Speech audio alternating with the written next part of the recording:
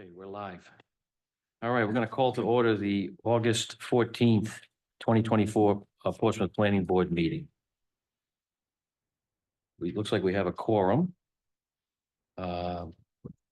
First up is the approval of the June 12th Planning Board minutes that was I believe, sent by email by Ms. Hitchin. What is the board's pleasure? I'd like to make a motion to accept the minutes as written. I could not find anything. You hear a second or? Second. Okay, and any discussion on the motion? I'm going to recuse myself from voting on item number 4 of the minutes because I have a conflict of interest, but I'll vote on the rest of the items. So I'll Item 4 or 5? Or did they change it? 4, Aquidneck Club. I've recused from that. Okay, I have it as item 5, but okay. Okay, Which is five. it is 5? Yeah, on the back, flip. Here.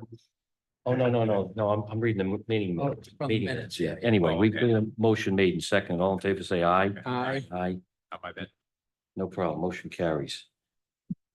All right, next up, we've been asked to switch around the agenda to accommodate some folks in the audience.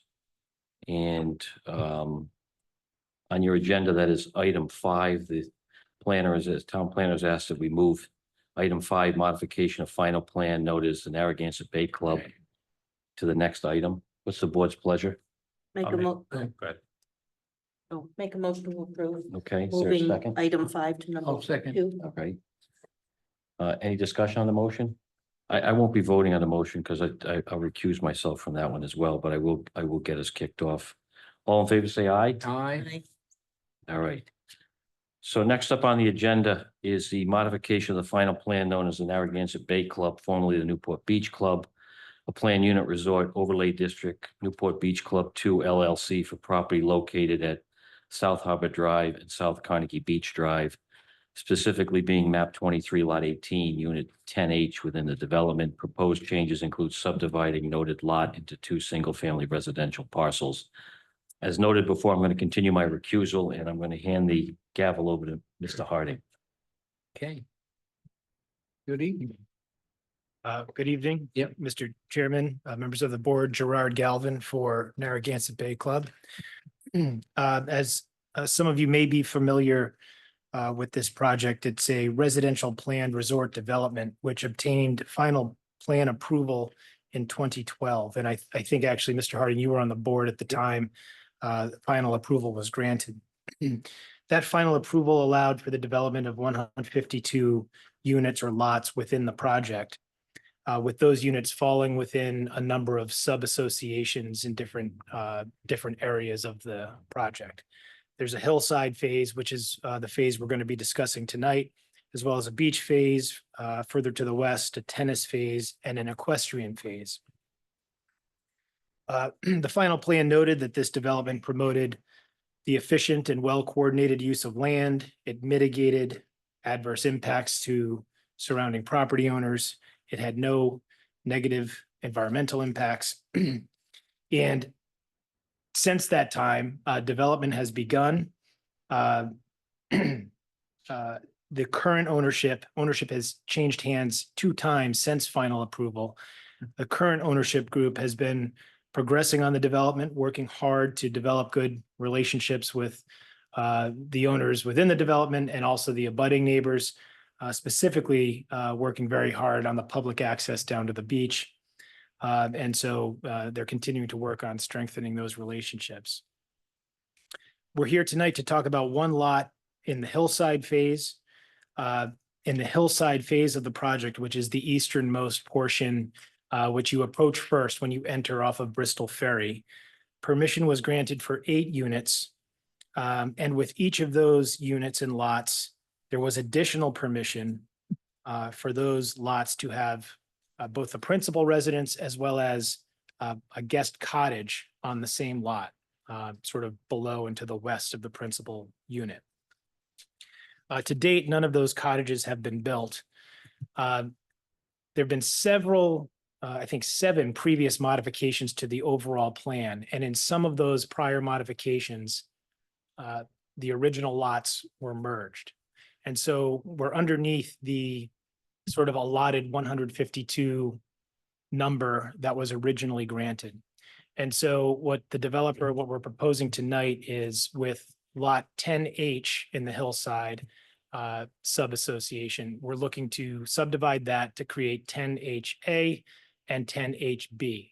And 10HB would be, to the west, downgrade from the what currently would be the principal residence. And it would be located where the guest cottage had been contemplated in the original final approval. So that's essentially the request we are making tonight. We submitted the application. We had a meeting last week with the town's technical review committee. The various directors of departments were there, the fire chief, police chief. There was, some discussion about with the fire chief about his access down there, but there were really no objections from any of the directors or frankly, any real questions about what we're asking to do here. So as part of this, we would obviously be waiving the right for these lots to have guest cottages. This is intended to sort of take the place of the guest cottage that would otherwise be allowed on this existing lot 10H. And that's essentially our request. I have Lynn Small here, who's the engineer, civil engineer for the entire project. She can answer any questions about the history of the project to date, the infrastructure. But that is the request we're making tonight. When you brought up the fire marshal, did he give his blessing? Does he have, is there a letter? Well, He's good with everything? there's no letter on file. And in fact, I wasn't sure if there was going to be a staff report that incorporated any of the comments from the directors, and I don't think there is tonight.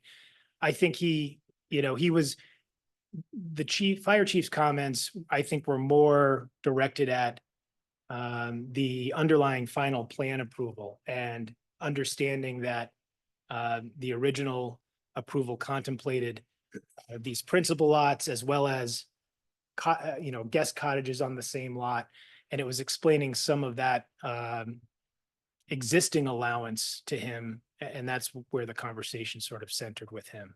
I think So- that's fair to say, right? Leah? That's absolutely right. Attorney Galvin's right on target with that comment. So it's, if we approve what they're asking for tonight, we can say, assuming that the fire marshal, when everybody's good on their walkthrough, that he's approved it. Because we don't like button heads with the fire marshal if he's not happy with something. The fire department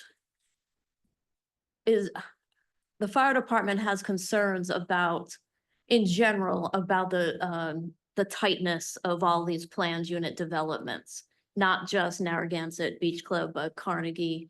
I think had the whole planned unit development gone through the application phase for approval now, it probably would not get the positive results today that it did back in 2012.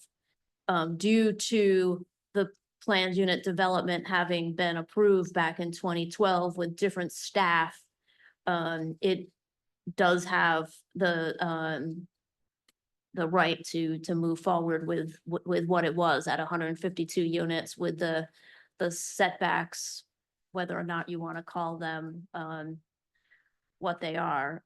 They do have that ability to move forward with that.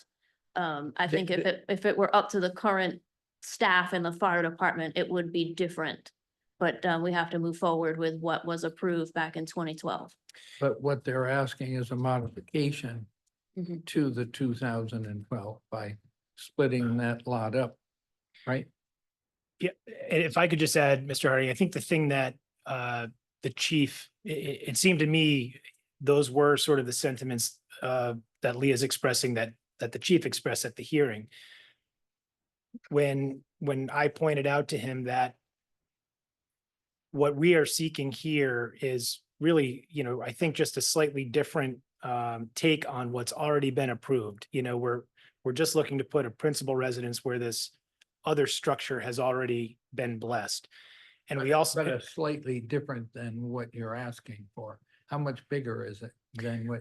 well, there's no, we're not even in here asking for a building, there's not a plan yet for the structure. This is sort of laying the groundwork to be able to, have this lot and then ultimately market it, or build, and then, there'd be the process through which the applicant would be seeking a building permit, complying with what, all the standards that need to be met Right, with the so- town. so then. I mean, we just can't, if there are rules and current rules. And something is not right, it hangs on us if we approve something that the fire marshal said, I brought it up. This is too tight, there's a fire here and we're in trouble. I mean, Well, I don't want, I don't think it's, I don't think it's a fair classification to suggest he said, this isn't right, or I object to this. And I think if he did, he would be here tonight, or there would have been that expression made to you from the planner. There was a discussion at TRC and he was the only director who had any comment. And when we walked through the reality of the layout of this site, which has, plenty of access, if this new lot is going to have a principal residence on it, there's a fully planned out town standard road with all of the appropriate infrastructure that will be going in to support it. And the fire apparatus will have access to it. And so he was responsive to that. He recognized that this is not a tucked away lot or a lot that's going to be any more difficult to get to, or a structure that's any more difficult to get to than what has already been approved. And if this modification, isn't approved, there's still going to be a structure here. And so ultimately it's, from a fire safety perspective, not, I don't believe, a significant alteration. And I think that's why there was no real negative comment that came out of that meeting. so then there should be no fear that. If we approve it, as long as there's some safeguard along the way that whatever it's sold as and whatever you design it as, the fire marshal has to approve it, or there's, right? I mean, what we don't want to do is set a precedent, so some other development comes along and we allowed this, number one. And number two, if the fire marshal isn't on board, and with what you're telling me, for us, that he made comment at the beginning, but once you gave a bigger picture, he woke up to it and he was not objecting. He didn't leave the room steaming mad No, or anything like that. no, I think Leah's, the planner's original description was accurate, that I think it strikes me that there was a concern about the idea of these broader PUDs or the process that might have led to the original approval. But I think there was ultimately recognition that we have this approval, a structure is going here. The request that we're making is really not a significant change being requested. There's plenty of access, both currently and if this becomes a distinct lot. And so I think that tamped down any of his original concerns. All right, but I guess my original question was the cottage that was supposed to be a auxiliary unit was size X.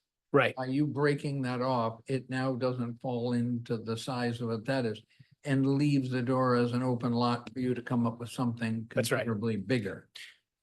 And bigger, yes. Bigger, but it's got to meet setbacks and go through all the process, whatever it is. So you don't have anything drawn what you want to do. You're just here for the approval for splitting the two lots? That's correct. Just as, a bit of a recapture of a lot that has been lost to a merger. And so that's right. It's just to create, establish that there's this additional principal lot.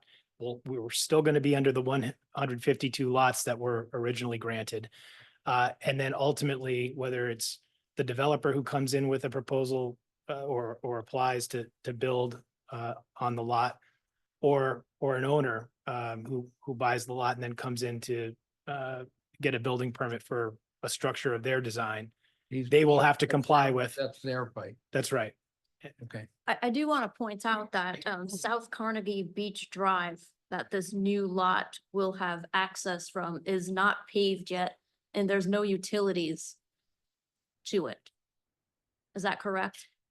That's correct. But before any construction or building would occur there, that would be completed. And all the utilities would be brought in. And I think that would be part of the conditions of the any building permit issued for that site. Can you or the engineer give a time frame when South Carnegie Beach Drive will have those utilities or have pavement for the lot to be developed? Can I refer that to you, Lynn? Do you have a sense of that? Okay. Lynn Small, Northeast Engineers. I know that the developer is looking to see options to start the construction of some of the utilities and asphalt on this section of the roadway. If you're familiar with the site, the main road that comes in from the main gate, that's paved. Right. If you take the second left, this is a lot on that roadway. Right now, it's got a gravel base and we have clamshells. What we need to put in there is electric, water, and if they bring gas into that part of the project, gas. The sewer for this particular lot crosses the street and is already actually in place. It's a septic system that's already built, but that you need water. So we wouldn't be able to request a building permit until we bring the water and electric and get that paved frontage across for this particular house. So in reality, what you're asking for tonight is just our thumbs up on the concept of splitting the lot in two, leaving it open that can be, once it's paved, once utilities there, that someone can come in and with their own idea, plus the approval of the whole development, just to make sure he's not bringing 40-foot containers and Right. stacking them up on top of each other, that something can go on there. That's right. And you're good with removing the guest cottage on either lot? Right, Yep. right. That would be, Still same number of structures. right. So just on, Yep. if I could, to the density point, the fire department's broad, concerns, that's looking forward, right? You've already announced that, answered, Mike Washington originally approved 152 units. You're down from that. Do you know between the built and planned about what that number is now? I know that I can tell you how many were down.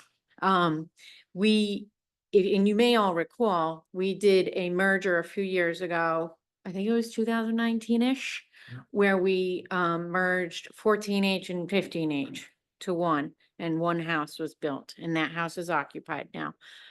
That's the lot we're trying to recapture in this village. And then less time ago, like a couple years, maybe, or a year ago, we merged 3 lots down on the waterfront to create 2. So we lost one there. So we're down 2 single-family lots. But there's a number of multifamily that haven't started construction at all yet. And if I could, I just want to make sure your question was about how many. I'm just broadly, the total number was originally approved to 152, and you're down from that.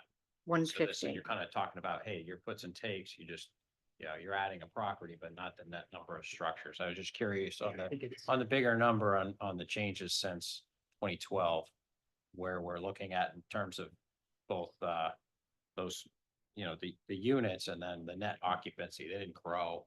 You don't have fewer units, but your occupancy is higher. At the end of the day, my impression is your density is down. It is. Right, but we can also look and see, if you had two-bedroom cottages that would not be built, but you build a 5,000 square foot, 6-bedroom unit, you haven't sacrificed a building, right? I mean, Well, I mean, the cottages were linked, they were only allowed for in the very top homes on the two top cul-de-sacs. I think there's 8 houses there, and they were allowed a 2-bedroom cottage on their lot that was limited to 2,000 square feet. So you would be losing that 2-bedroom cottage. You are gaining back a single-family home, but we were allowed a single-family home before, so. I just don't know how big, how big, how big of a house you can go. It could be 3 stories tall and. I mean, we're limited to the overall height. Yeah. And we also don't want to devalue the upper tiered lot Right. by interfering with their view corridors. We do architectural reviews for every single house before they even get to the town building official's office for a building permit. The architectural designs are reviewed to make sure that no one has an eyesore or a house that is not aesthetically pleasing and fits in with the character of the development. So those heights are reviewed, and you won't have that situation. We have the architectural standards in place, and we also have the height restrictions that are in place by the town. So that's a controlled piece. So there's no other restriction, frontage waiver, or anything else within the planned resort development that you're seeking, just No. splitting the lot.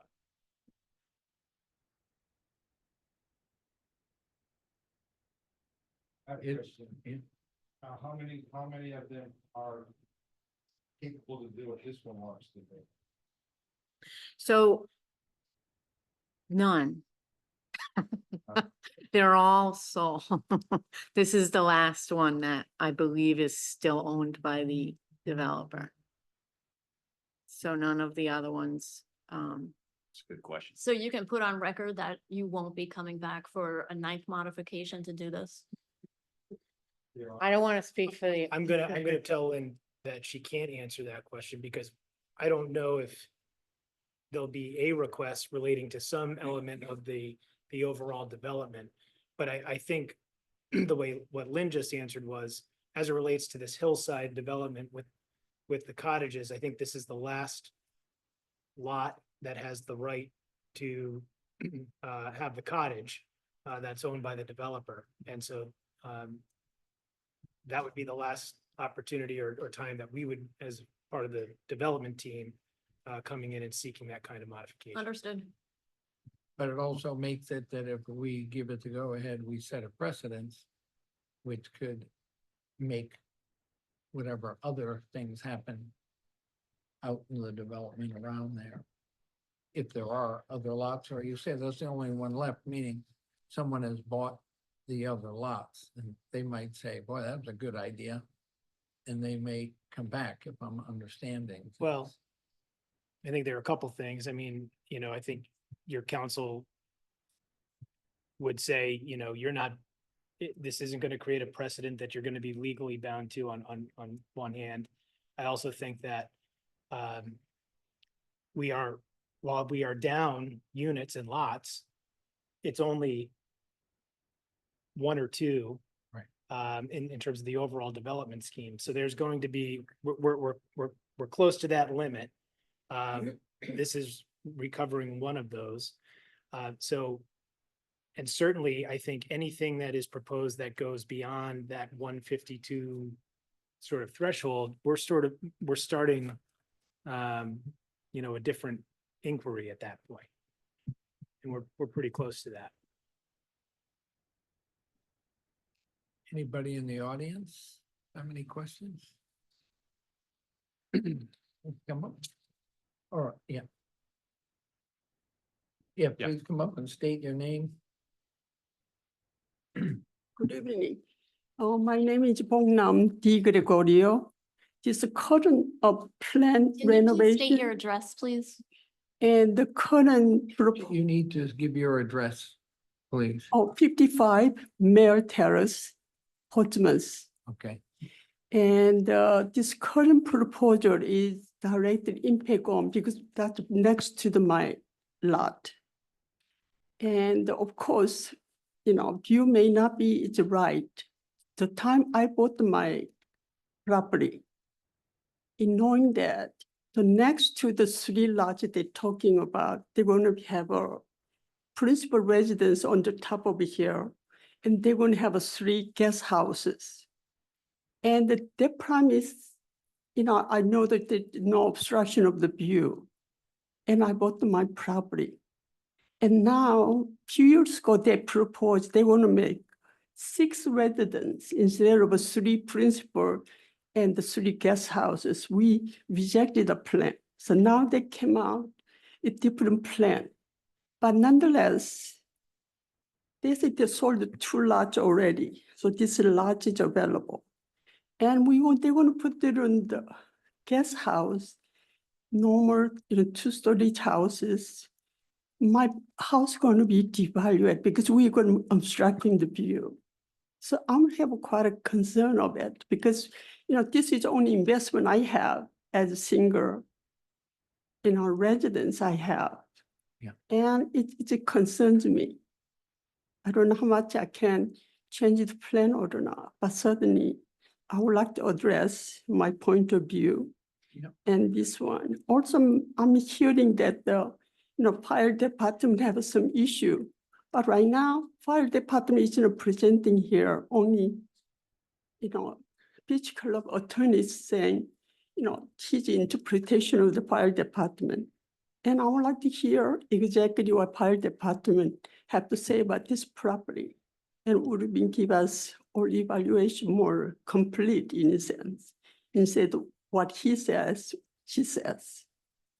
And that is my opinion. Hopefully, we look at as a community as a whole, see everybody has some right. We are near the water for that reason. I understand that. So, everybody have a view, has a right, both the property, both the idea that we would have a view. Then all of a sudden it changes. Right now they changed a lot, but it's going to further change my view of the sea. So that's Has to why be- I asked about how big of a house it was gonna be. Right.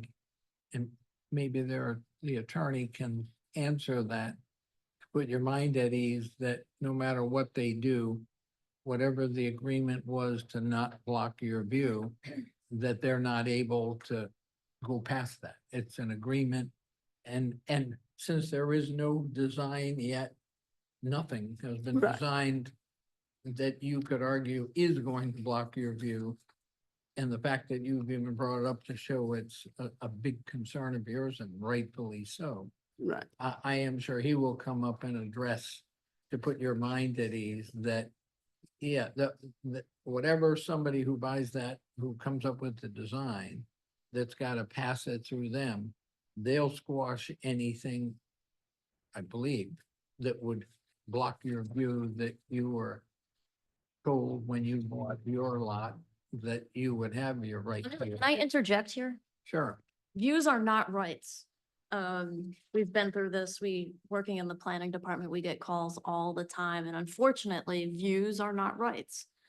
I would hope that a design is plans that takes into consideration for those residents that live above, on Mar Terrace and Bristol Ferry Road. But we saw exactly what happened to those residents that live on Bristol Ferry Road when, the other lot was combined. Cause there was promises that those on Bristol Ferry Road would have still, direct views of the water, but then, that lot was combined and a huge house was built, and then they lost their views, and there was talk about, oh, my views, my views. I hate to say this, but views are not rights. I feel badly about this situation. I would hope that there's some generosity involved in the development of this house, that your house is given some thought in the design process. Yeah, I don't totally understand that. It is not right. Views are not rights. It is not right. Views At are the not same rights. time, when you bought the property and we all survey what the surroundings, buildings are like. And that time is presentation of the beach club, that's going to be guest houses, which is, we all have the right to coexist. It's not so much right that they cannot build right now. That was under the premise, and I bought my house. Now they're changing the plan. It will, cost my property value as well as living there in losing the view. And I'm not arguing that the right or the not right, because I'm not on the cottage lot, but therefore that is not my right. But nonetheless, then I cannot have, presenting my point of view as residents. Okay. So can we ask the petitioner to speak to the abutters concerns and then the differences between the elevation or view difference, understanding it's not a right, but between what the abutter purchased the property for to what you're asking for and how that changes between the cottage and the development? But can I ask this question before you get into that? If in the whole coverage of the Carnegie development, if that area where she is was sold and they had promised, they said, you will never have anything in the way, then you sell off that development to somebody else. And they can pick and choose just because you had promised when you owned it. Doesn't, Well, it's one thing if you make an agreement with somebody and you say, we're never gonna block your view. But if it is sold, that's an agreement between you and whoever bought the lot, right? yes, and I think what I would say, I appreciate all of the comments that have just been made. I am not aware of any agreement that had been made. I don't believe there's one that had been made between my client, the existing owner, and you about heights. I haven't heard anything about that. That being said, I understand your concern. I'd like to hear more about your agreement with the prior owner, and I'm sure that my client would be happy to talk to you and certainly try to give some consideration to your concerns going forward. But with that being said, that's news to us. We have, again, the right to do the guest house currently, which can go pretty high also. And the grading is pretty substantially, pretty steep grade down from the east to the west. But I can't speak to right now, and I don't want to leave any wrong impression about what the impact may or may not be. I just don't, Yeah, you said No. nobody's even come up with a plan yet. there's no plan yet currently, and I can't put it in the context of, and I'm sorry, I didn't get your name. 55. And so I can't put that in the context of, 55 Mare or Maritaris. So I think what I can say is that we would certainly like to proceed with the ability to have the subdivision. I think we're absolutely open to communicating with you, and I want to hear more about your concerns and seeing how we can consider some accommodation as we look forward to a building permit. But in light of the law, as Leah, I think correctly said, I don't think I can make any promises here tonight. Yeah.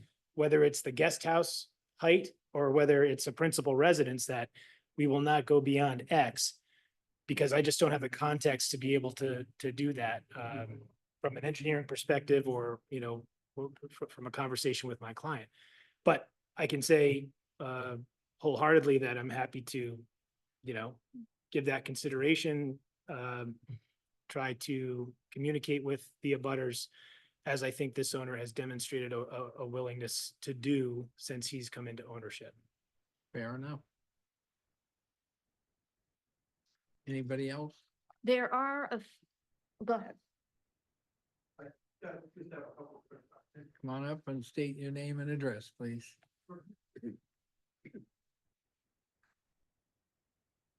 Good evening. My name is Greg Labine. I live at 6 South Harbor Drive, Unit 10H. Just had a couple of clarifying questions. So is it anticipated that Hillside will still stay at 8 lots and won't grow beyond that, even if you do this? Is that correct? That's correct. The ones on the top tier. Well, right now we're at. You're at 7 and you would go at 8. Again, I'm just trying to clarify. What are we here for? The Hillside Village has, it's the top tier. Yep. And the next tier down. Yep, So we're it's on more than 10H. 8. Yeah, so it's more than 8. Oh, I'm sorry, but the top tier was 8. Top tier won't be split. Right, okay, got it. That's all I was trying to clarify. And then the other thing I was trying to clarify is the septic system, I'm assuming it has plenty of excess capacity to, that's a question for you, yeah. Yes, the septic system has capacity for a single family versus a cottage. Good question. Awesome, thank you. So earlier and this is for the petitioner, I'm sorry. Oh. I had the note that 8 units were granted previously originally. So that was for the top tier. You dropped to 7 somewhere in the planning. You're asking to go back to 8 For that top tier. for that top tier.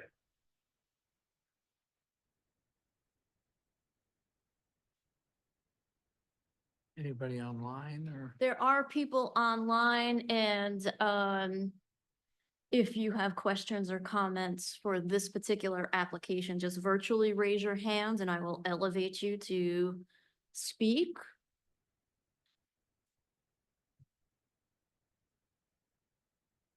Going once, going twice. I'm sure all these people are waiting to hear about my land use regulation amendments. They're having a hard time sleeping. Give them 10 more seconds.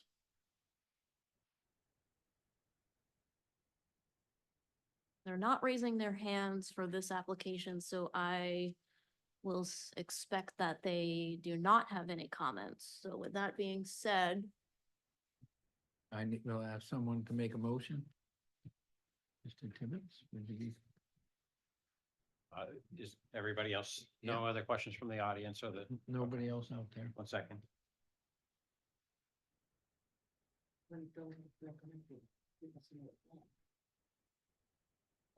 We've seen that, our planning officer had forwarded that online. We have that. At least the separation boundary. Yeah, okay, I'll make a favorable motion to modify the final plan for this particular property to subdivide the single lot with a guest cottage into 2 single residential parcels without the guest cottages allowed on either. Do we have a second? And anybody opposed? All in favor? Aye. Aye. Opposed? So, you got it. Thank you very much.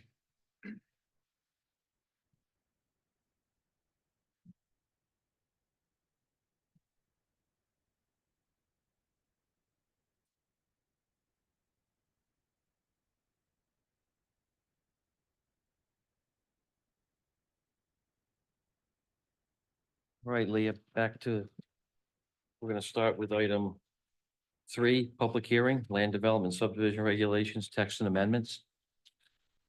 Yes, I am elevating Jim Reardon, my favorite person, to be a panelist.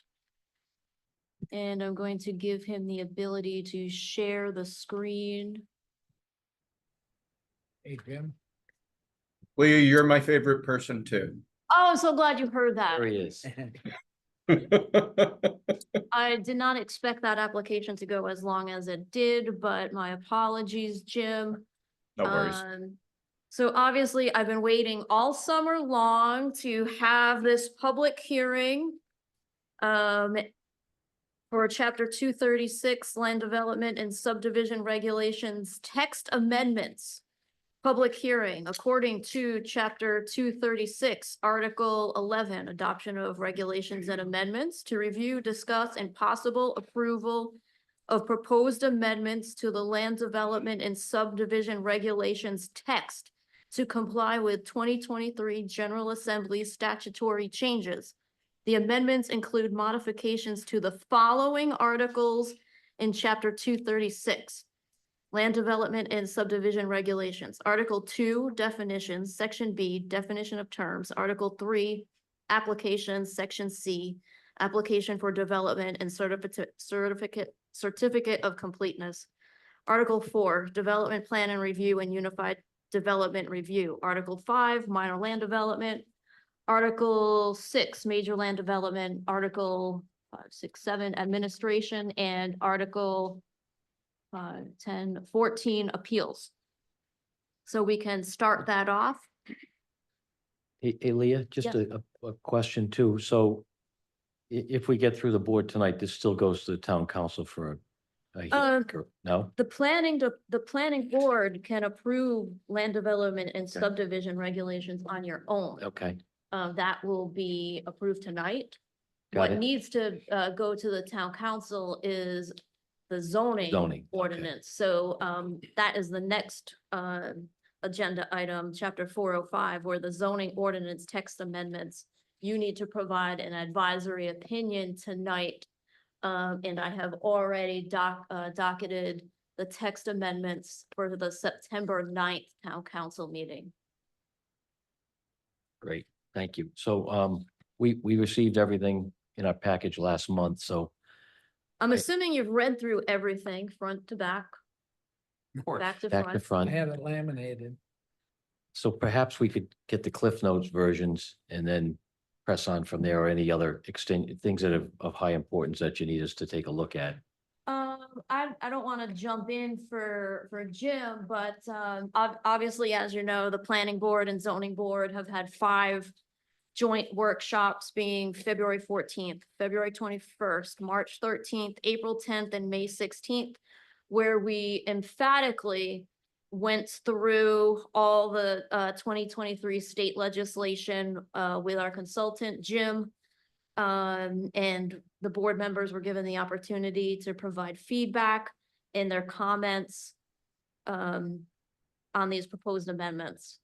We obviously have explained that we have divvied this out into tiers. These particular amendments are for tier 1. Once we get through the tier 1 modifications, planning staff is already working with Weston and Sampson to update tier 2, which is more things that Rhode Island general law would supersede, and updating our applications and checklists, which really take a further deep dive in. But tier 1 is the most important for now. Right. I really, I don't want to get into the weeds of any of this because we've already did that. Sure. So Jim, if you have anything else to add, this is the public hearing for the public to speak, and everybody in the audience has now left, and there's nobody online. You couldn't handle the excitement. So this will be an opportunity for everybody in the audience to speak then, right? Yeah, Yes. I have a PowerPoint presentation, which will be roughly the same one that we would bring to the town council. And Leah, if you could enable me to share, then I'd be happy to go through it. Sure.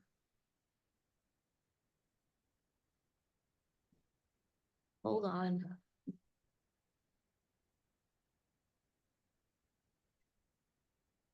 Hold on. Oh.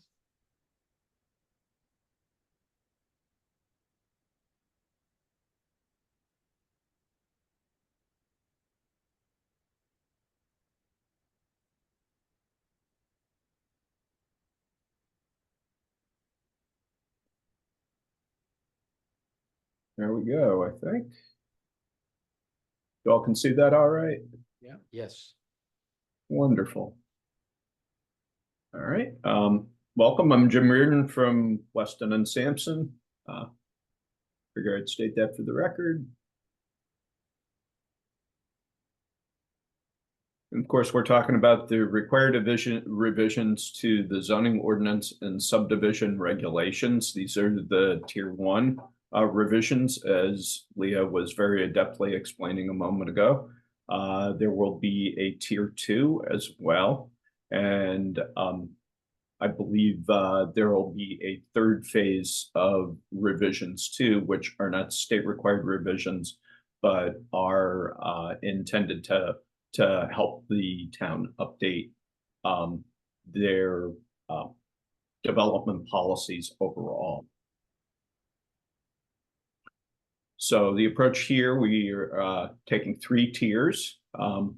The first one is specific language required by Rhode Island legislation. The second one is specific language and checklists required by the legislation.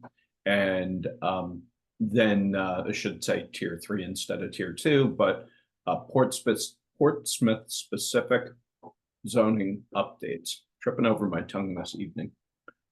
So how do we get there? Local regulatory review, draft regulatory language, and then public hearings and adoptions. We are, of course, at that third bullet. We've been through the first 2. Tier 1 bills. So these include several bills that are listed up above. They're all part of the Rhode Island general laws at this point.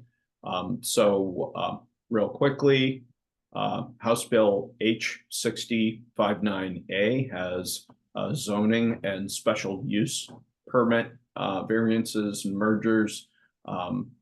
This included state law language for insertion. So these were things that needed to be just inserted wholesale. You're not allowed to change the language except, very minor things like changing an article or maybe the tense of something so that it fits in appropriately with your local language.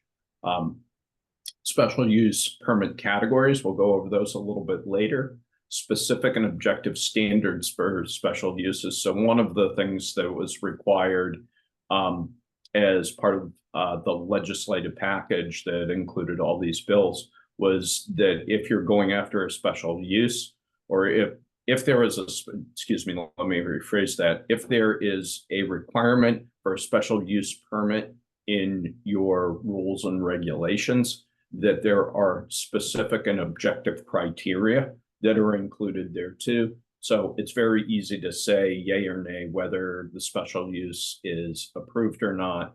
And there's not a lot of opportunity for sort of fuzzy ground where it's not clear to the applicant what it is that they're supposed to be doing. House Bill 6061A, that's subdivision of land. So again, this is more state language for insertion.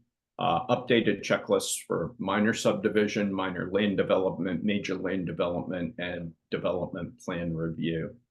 The next bill we have here, 6090, was for adaptive reuse. Same basic deal. State law for insertion, because there was quite a bit of state law that was required to be inserted directly, and then specific language to amending existing your existing local ordinance. Few more words about each of these things. So adaptive reuse, this encourages the conversion of existing commercial buildings to residential and mixed uses as a permitted use, and in some cases as a use by right. Placing limitations on municipalities' authority to restrict density, dimensional requirements for adaptive reuse. Basic idea here, encourage adaptive reuse of these sorts of commercial buildings. Zoning Enabling Act. So this amends provisions of the Zoning Enabling Act of 91 related to variances, special use permits, modifications, notice provisions, and substandard lots of record and lot merger. And then land development and subdivision. So this amends the Land Development and Subdivision Review Enabling Act of 92 related to the role of the Planning Board, Technical Review Committee, and the administrative officer. There are some pretty significant changes in there, but I think they'll work out pretty well for the community overall. This amends the definition and processes for land development projects, development plan review, and requires unified development review that's unified between the planning board and the zoning. Notice requirements. So there were some specific changes that were required to notice requirements for all municipalities. This bill amends the notice requirements in the Comprehensive Planning and Land Use Act, and the Zoning Enabling Act, and Subdivision and Land Development Act. And it applies to notice requirements for comprehensive plan amendment and adoption, zoning applications, and land development and subdivision applications. Judicial proceedings and land use. So these two bills together consolidate the permitting, approval, and appeals process related to land use matters directly transmits appeals to the Superior Court, abolishing the State Housing Appeals Board, or SHAB, as it is sometimes referred to, and it establishes a separate calendar for such appeals so that they can be efficiently heard and or remanded as needed. Comprehensive plan implementation. So this requires more specific implementation program through the creation of a strategic plan, including specific goals, implementation actions, and timeframes for development of low to moderate income housing.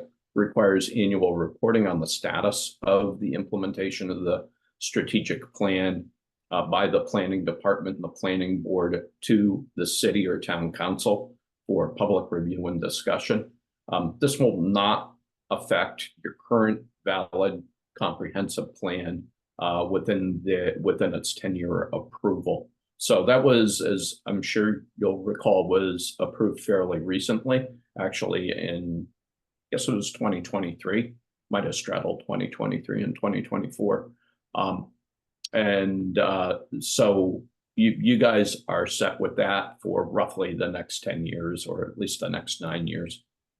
LMI housing. So this amends, whoops. Sorry about that. A little bit exuberant.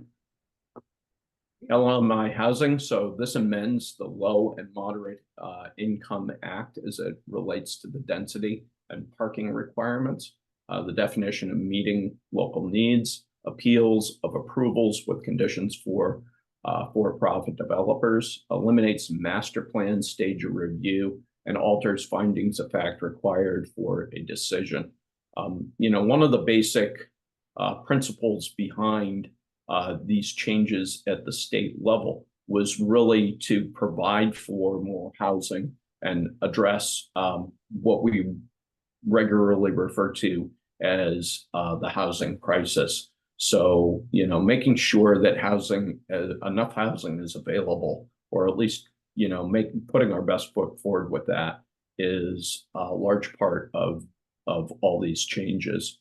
And this focus in particular was on LMI housing.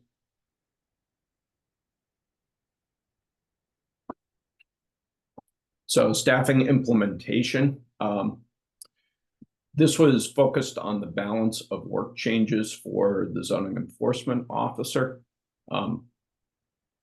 The plan at the town level, as we understand it, is to establish a full-time planning technician, basically an entire FTE for work that will be coming forward as part of these changes.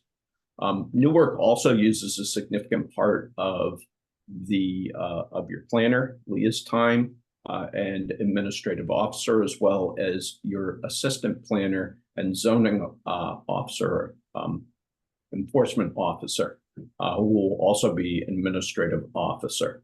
So rough percentages are listed here. So Leah and Aaron are expecting a good bit more work as a result of these efforts. And so there's a need to ensure that there is, an appropriate staffing level to match up with this.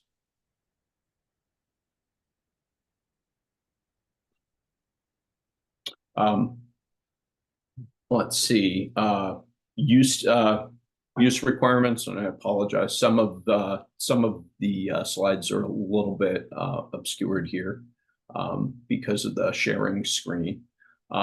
But one of the things that was required was a change in your special uses, and as I was mentioning before, in part this was related to the requirement for specific and objective criteria.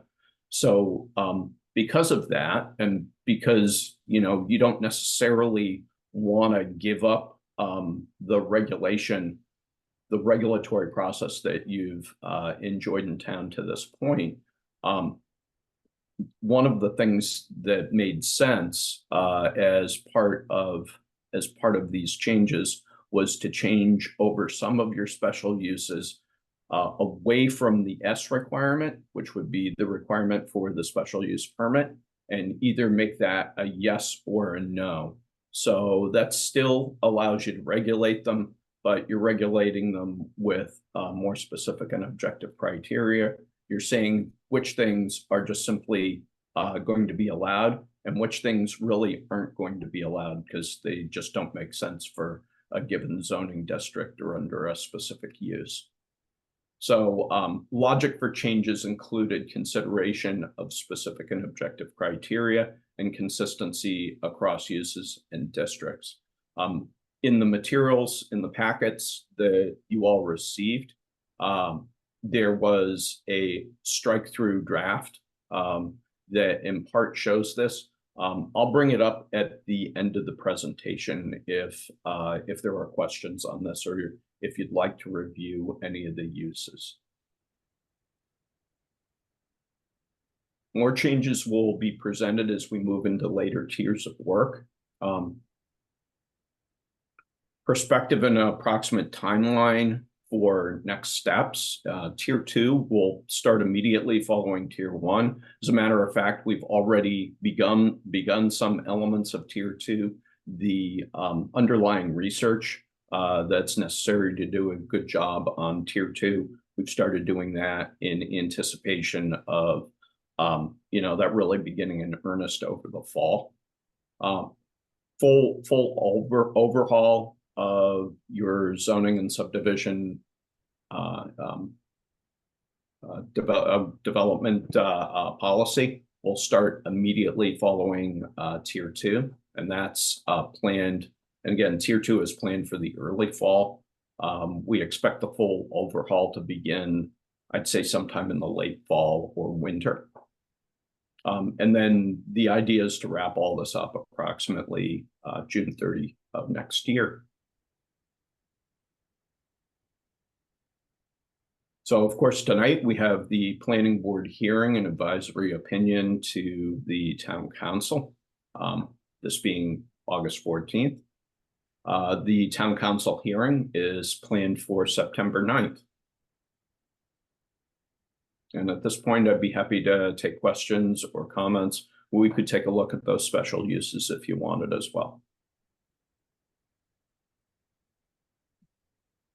Any questions for Mr. Reardon? Nothing yet. Thank you for your presentation, Jim. You're very welcome.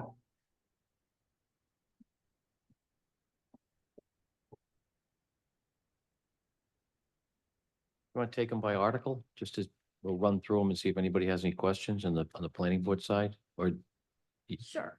I had hand delivered all of the regulations to everybody's house back in June. Yep. You got yours in your mailbox, interoffice mail. You did. Okay, but does everybody, my next question is, does everybody have it? I Yep. have it, I just don't. Yes. have it. Okay. So we're specifically looking at chapter 236, land development and subdivision regulations. We'll start with Article 2. Which is, Would you like me to bring that up on the screen, Leah? sure.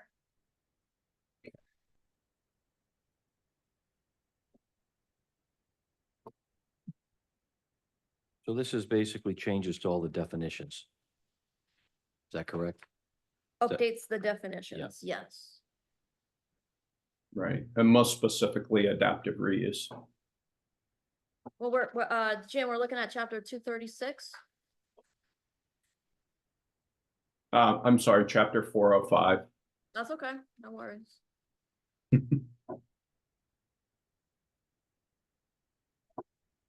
Should I leave this or go find 236? Well, we're still on, number Yeah, we're on the first one, which is the land number 3, the development. public hearing Yeah. for chapter 236.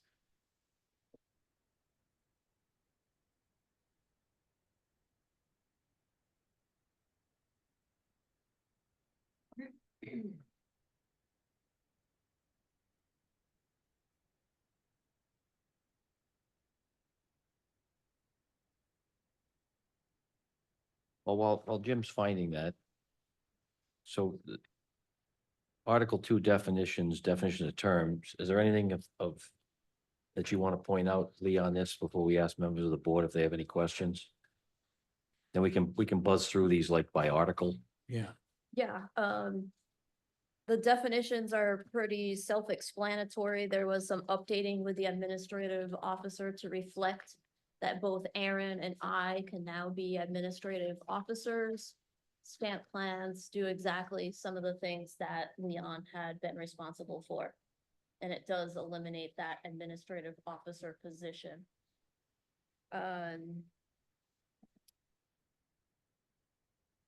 It does, update some of the definitions of what a major and minor subdivision are. Which is, I'm still trying to understand it. It's weird to accept the fact that a minor is now 9 lots. 9 or less, yeah. yeah. It'll take me some time to get that in my head. So all these definitions, are really what Rhode Island general law, Got it.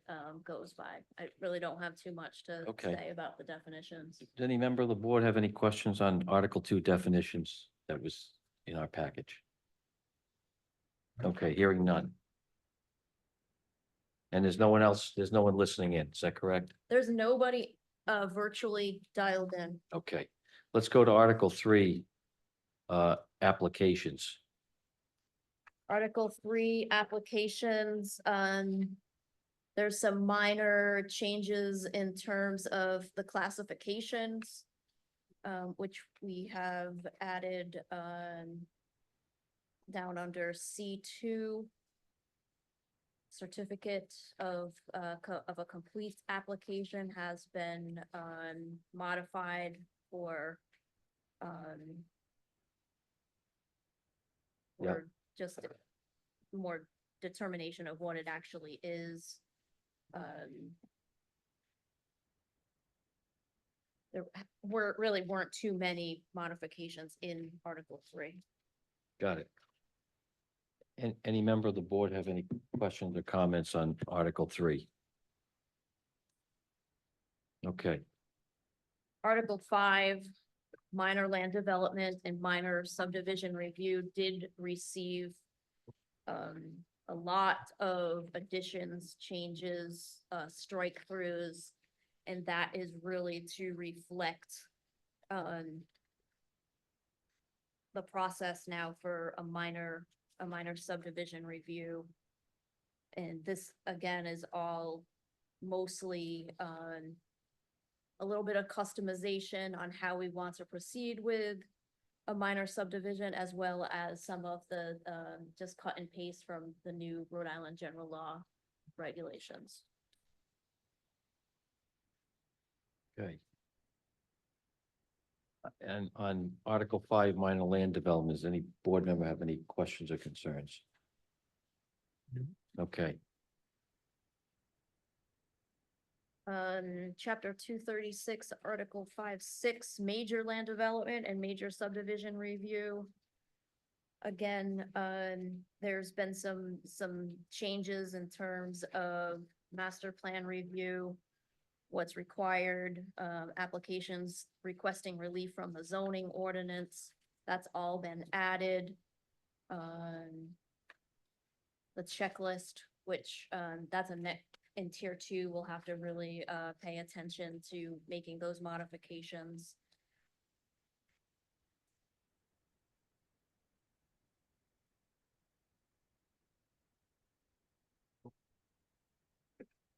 anything else of interest to point out on this one? You said most of it follows state law. Most of it follows state law. There have been some changes in, number of days that's, for certification of a complete application. That doesn't necessarily fall on the board, but, more on my end in terms of administration. It speeds it up. Yes, it definitely does. Okay. We did add a special section that we've never had before in terms of modifications and changes to plans. That was really important that we get that in there, and that's at the end. I see it. Does any board member have any questions on Article 6, major land development, major subdivision review? Okay. Moving on. Article 9, development plan review, and then the required addition of unified development review. I think it was just back in June, we had our first unified development review application. It went rather smoothly for not really having any official regulations on the books. But now this will, include all the, regulations for a unified development review in the situation, that we had off of, Glen Farm Road? no, No. where there was a dimensional variance included with the, minor subdivision. I can't remember the name of it off the top of my head, but all that now unified development review is included in this article of the land development regulations. Oh, it was the Kerwin subdivision. Yeah. That's what I was Yeah. thinking. Okay, Yes. all right. Understand. Okay. Again, much of this is state law. Yes, there, Aaron and I, had really, made some customization, that we thought were prudent to, Portsmouth, specific Portsmouth situations. Again, having to, we have 2 more opportunities with tier 2 and a full-blown zoning ordinance update. So if we find something down the road that isn't working out perfect, we'll have another time to fix it. Okay, So I do feel comfortable with that. excellent. Does any member of the board have any questions about Article 9, development plan review and unified development review? Okay, hearing none. We'll move to 12, administration. This really, updates the administrative officer and the need to, modify that that the administrative officer now is the town planner. It also talks about, the TRC. and who is in that, and that really clarifies some of the things that the TRC is required to do. And that's really administration for us on this side as opposed to what you folks are required to do. I only had one question on the TRC. Is the members of the TRC, is that dictated by state law or can you add members? We had the ability to customize that. We were, I mean, we could have had a town resident sit on the board. We thought it was going well as is with having, professional staff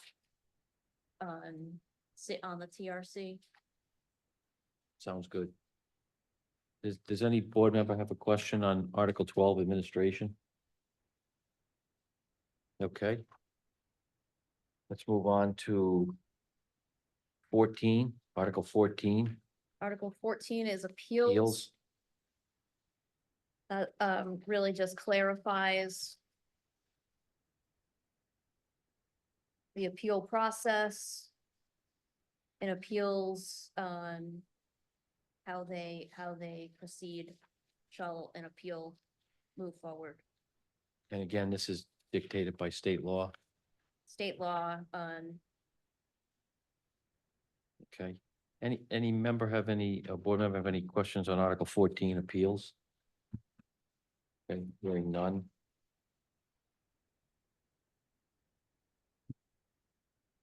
So that, do you want to, so that was the presentation for item number 3 on the board agenda, correct, Leah? that is correct. And Mr. Solicitor, you said we will take a vote on this and this will be enacted as if it passes. The planning board next, subdivision, and development, subdivision regulations. Town Okay. Council or next. Okay, and then just to paraphrase, this is only the tier 1 changes. Yes. And then as Mr. Reardon stated, we've got 2 more sets of things we have to go through. Yeah, this is only 1/3. Okay, More to come, more fun times to come. all right, so let's, does the board have any other questions before we move forward? Doesn't look like it, okay. So, we've got before us article, changes to Article 2, Article 3, Article 5, Article 6, Article 9, Article, I'm sorry, Article 12 and Article 14. What is the board's pleasure?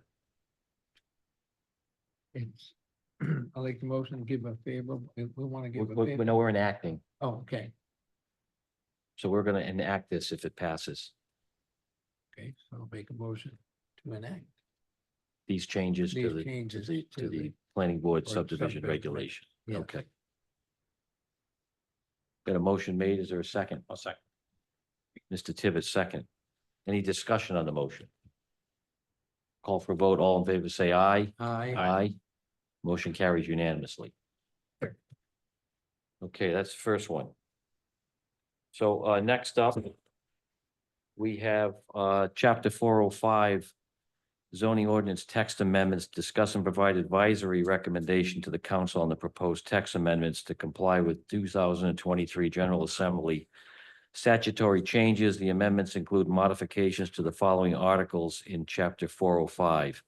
Zoning ordinance, Article 2, definitions, Article 5, table and use, Article 7, special use, Section A and C, Article 8, land development projects, and Article 11, development plan review and uniformed development review. It sounds like it kind of follows in line. Yeah.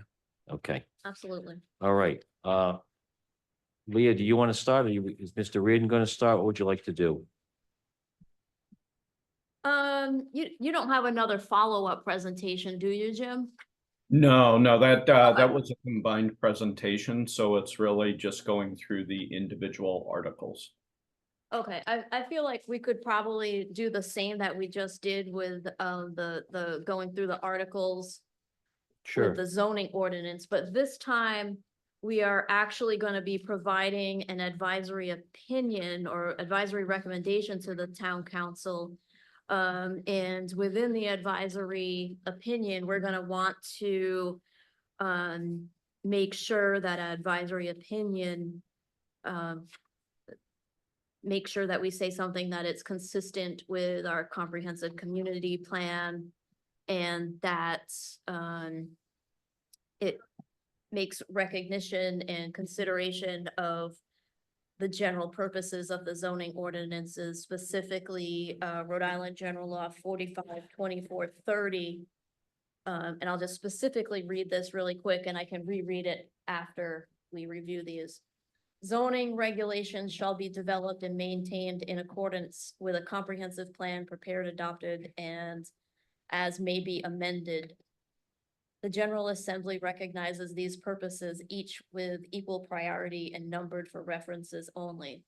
That the zoning ordinance promotes the public health, safety, and general welfare, provides for a range of uses and intensities of use appropriate to the character of the city or town and reflecting current and expected future needs, providing for control, protection, and or abatement of air, water, groundwater, and noise pollution, provides for the protection of the natural, historic, cultural, and scenic character of the town or area in the municipality, provides for the preservation and promotion of agricultural protection, forests, silviculture, aquaculture, timber resources, and open space, provides for the protection of public investment in transportation, water, stormwater management systems, sewage treatment and disposal, solid waste treatment and disposal. I'm not gonna go on reading all these things, but just take into consideration that what we're approving promotes the public health, safety, and general welfare. Okay? Got it. All right.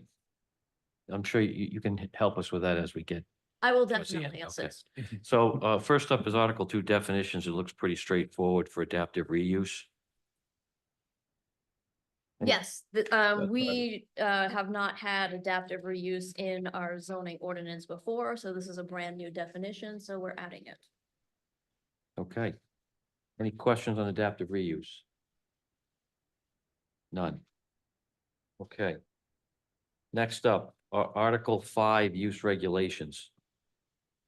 Article 5 use regulations is the table of uses, and this is where we had taken the time at one specific workshop to go through all the uses and either change the S's to Ys or Ns or continue on with keeping the use as an S.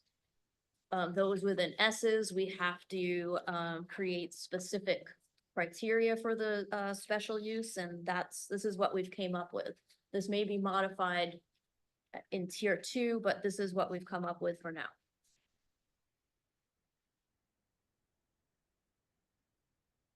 Okay. Is there anything in here that you need to point out? I mean, I went through the use table, as I'm sure the other members did. The use table will specifically get a more, a deeper dive. Obviously, some of the uses, and I think this was brought up at the workshop, some of the uses are antiquated, we can really strike through. There's some new uses, modernized uses that need to be added in. For now, as a Band-Aid measure, we just kept the principal uses in the table and kept them as is. I only had one question. Yes. It's a strange one, but under G, industrial wholesale and transportation uses, you had the bottling of beverages is now a no under the commercial side.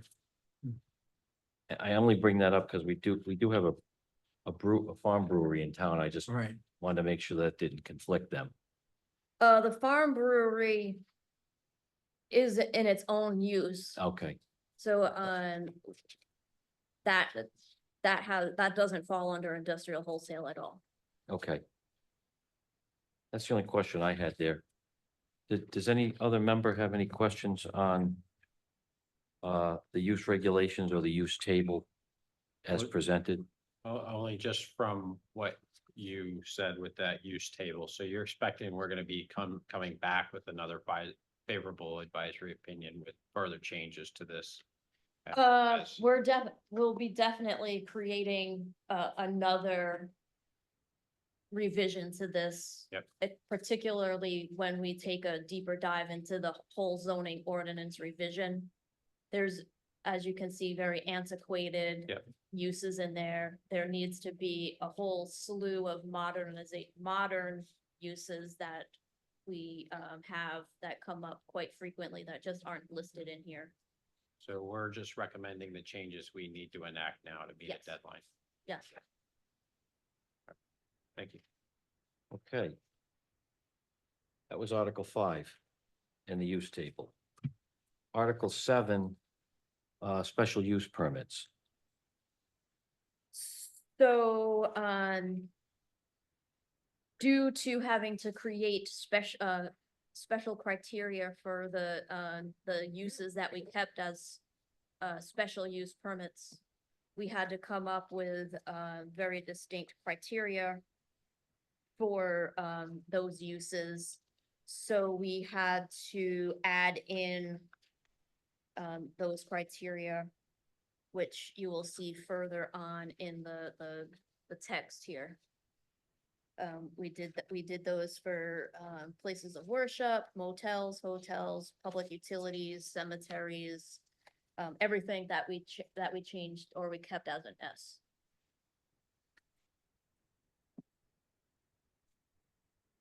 You're That's probably the not only- as familiar with this as the zoning board is, where the Sure. zoning board had specific, criteria that is no longer eligible, so to speak. Okay. Are there any questions or comments from the board members for Article 7, special use permits? No. Okay. On to Article 8, land development projects. That looks simple. Yes, this is only couple pages, page and a half long. Article 8, development projects, and that strikes out a lot of things. And I'm being very vague about this.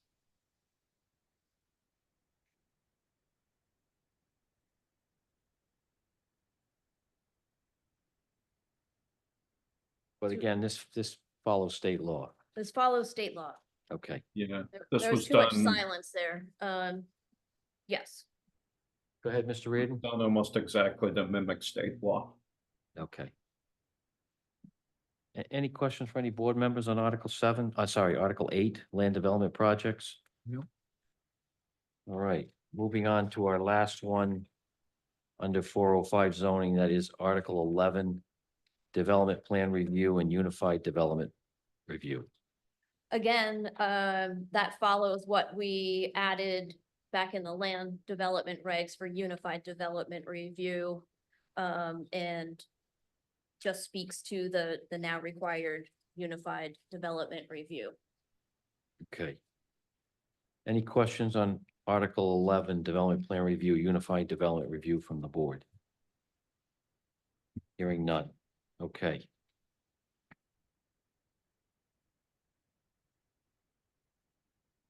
So Leah, the language you started to tell us, the first one was consistent with the comp plan Yes, in our I would, advisory opinion. the planning board in your advisory opinion that I will put together, of course, should state something to the effect of you find, or you don't find, that the modifications to the zoning ordinance are consistent with the 2022 Portsmouth Community Comprehensive Plan, including the goals and policies of the plan. Can we get a motion that would state that we find the modification? So we're making an advisory opinion. I'd like to make a favorable advisory recommendation to the town council on proposed text amendments, modifications to Articles 2, 5, 7, 8, and 11 of Chapter 405 zoning ordinance. Adding that we find these modifications are consistent with our comprehensive community plan. And what was it, general state? And specific to 45, 24, 30, right, Leah? 25, 24, 30 Rhode Island General Law, yes. Yeah. I'll add that as well. And I'll second that. Is there anything else we missed in the motion, Leah? No, Okay, so we have, unless our solicitor has any other additions. Mhm. we're good? Okay. All right, so we got a motion made and second. Any discussion on the motion? We're good with the motion? Okay, I'm gonna call for a vote. All in favor, say aye. Aye. Aye, carries unanimously. Thank you, Mr. Reardon. On to tier 2. That's tomorrow Sure. morning at 10:30. That's right. You're very welcome. I'm looking forward to 10:30. All right. Thank you, Jim. Have a great Thank you. night. Thank you. Uh, Julia. Have a Next great up, evening. next up on our agenda is discussion approval to modify the regular monthly scheduled planning board meeting from the second Wednesday of every month to an alternative date on a permanent basis. After discussions with the town planner, this arose from some of our design professionals because we regularly conflict on the second Wednesday with the town of Middletown at the same date and time. Those of us that have been around on the board for a while recall that we used to meet on the third Wednesday of the month. But we moved it because of prior issues with getting out advisory opinions before the third Thursday, which is the zoning board meeting. Those problems have been eliminated. Yeah. So I think Leah's recommendation is to move us back to another date, and the proposal is possibly if the board approves, go back to the third Wednesday of the month. Is that fair? I'm amenable to the third Wednesday or the second Thursday. Okay. Mr. Solicitor, do you have any opinion? Okay,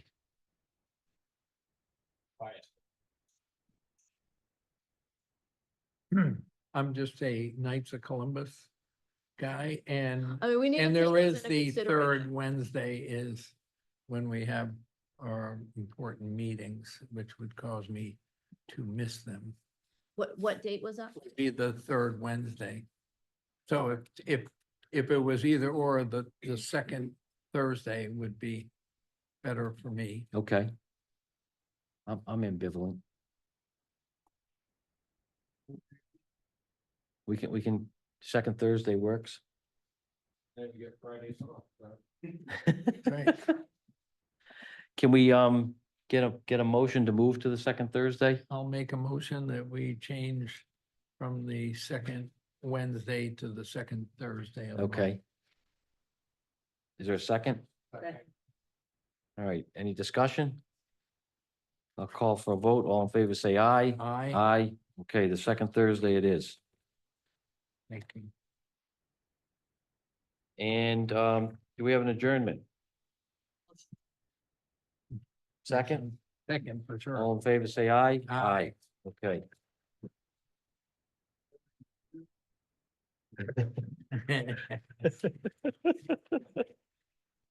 We can see if that works and if. If it doesn't, we doesn't, we can make another change. Yes, So I'll ne- send everybody a revised. So it'll be schedule. September 12th, right, would be the next meeting then?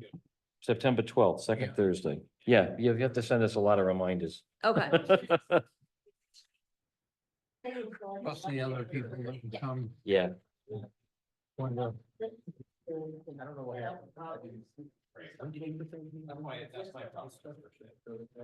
What's your problem? Must have been last Thursday. You start kind of feeling that. You know what, I think you. had- Yeah. It makes Friday night that much sweeter. So the problem is short meetings. And somebody said, oh, Kevin's in the building. There you go. Maybe that's the answer. It's very hard to get up. We can't. So I just put it in the interactive. Mhm. So it's a. We'll have to split up. Get 2 days. Yeah. Mhm. I use the packet from the town council, Yep. zoning stuff, so I printed that